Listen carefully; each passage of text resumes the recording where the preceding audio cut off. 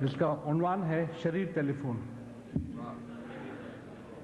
ہر ماہ سارے گھر کو لڑاتا ہے ٹیلی فون، ہر ماہ سارے گھر کو لڑاتا ہے ٹیلی فون، بجلی سے باری بل کی گراتا ہے ٹیلی فون۔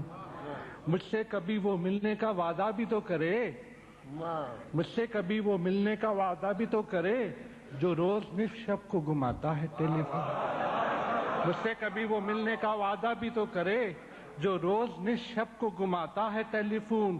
ہوتا ہے زندگی میں کئی بار اس طرح، ہوتا ہے زندگی میں کئی بار اس طرح، دو اجنبی دلوں کو ملاتا ہے ٹیلی فون۔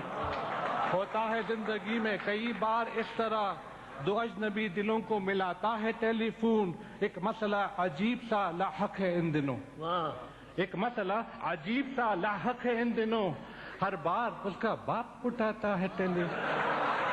اور آتا تو ہے وہ بہر ملاقات میرے گھر، آتا تو ہے وہ بہر ملاقات میرے گھر، آتا ہے میرے گھر تو گھماتا ہے ٹیلی فون۔ اور فاروق یوں تو ہجر کا مارا ہوا ہوں میں، لیکن تمام رات جگاتا ہے ٹیلی فون۔ فاروق فون کرتا نہیں اب تو اس گھڑی جس وقت اس کا باپ اٹھاتا ہے ٹیلی فون۔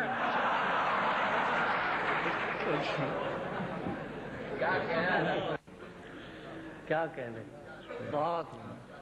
یا رب مجھے اب ہر طرف دھوکہ دکھائی دے، دیکھوں جو ماں جبیں کوئی خرچہ دکھائی دے۔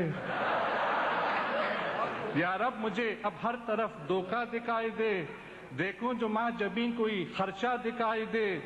بیوی جو میکے گئی ہے چھٹیاں گزارنے، بیوی جو میکے گئی ہے چھٹیاں گزارنے، کھڑکی میں روز چاند سا چہرہ دکھائی دے۔ بیوی جو میکے گئی ہے چھٹیاں گزارنے، کھڑکی میں روز چاند سا چہرہ دکھائی دے۔ اور اب آپ یہ دیکھیں کہ اگر زبردستی فیملی پلاننگ کروائی جائے تو اس کا نتیجہ کیا نکلتا ہے، ذرا دیکھیں کہ بیوی تو اس کی 3 کے ہنسے پہ رک گئی، بیوی تو اس کی 3 کے ہنسے پہ رک گئی، معشوق کے اب گود میں بچہ دکھائی دے۔